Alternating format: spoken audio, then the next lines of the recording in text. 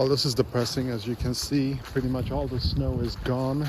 All we have is this depressing, like, kill me type of weather, and it's just not good for your health. But let's see if we can do this anyway.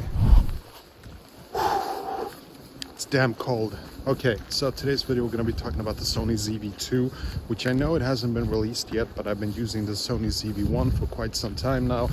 Love that thing. But there is a couple of things that I don't like about it, and so I thought of making this video to talk about the things that could change in order to improve it. Hold on. Okay, this weather is way too depressing for a video like this, so we're just gonna go indoors and film the rest of this, but let's do that after the intro.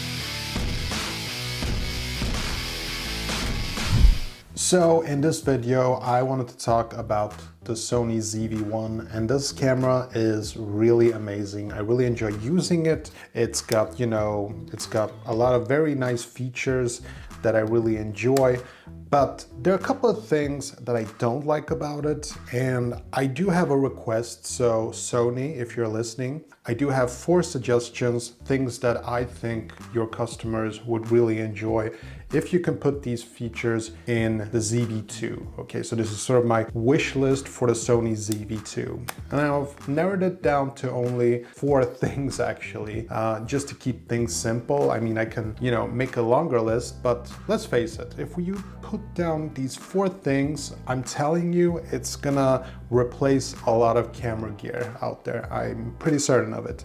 So the first thing is probably the one thing that most YouTubers pretty much agree on, and it's the wide angle lens. It's just not wide enough, especially for vlogging. Now, I'm not talking about getting something like a GoPro Super View type of wide angle, no fisheye things here, just a bit wider.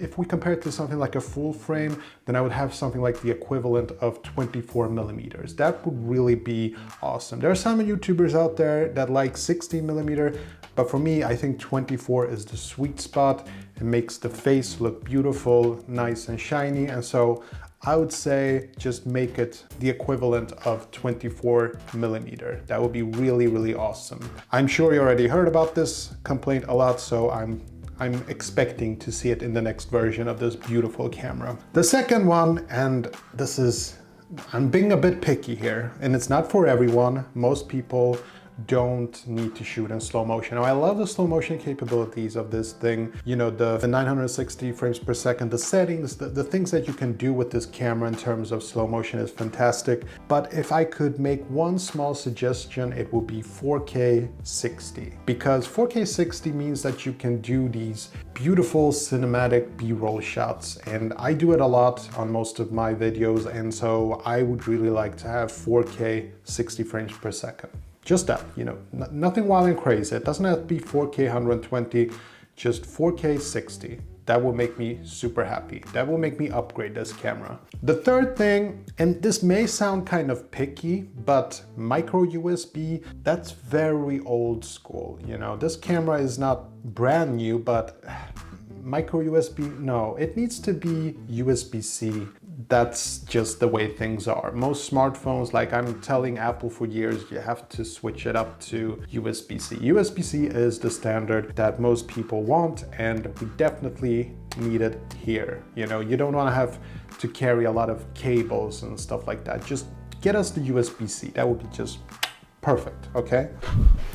Hey, did you know that there is something that you can do to improve the world? Like, it's completely free. All you have to do is just hit that like button, maybe subscribe if you want to see more videos like this one. Like, it doesn't cost you anything, and you can unsubscribe whenever you want to. You can unlike a video whenever you want to, because we YouTubers, we're kind of whores for likes, and we need what we can get, and so if you want to help out a poor, young, new YouTuber, then yeah, that would be really appreciated. Okay, back to the video.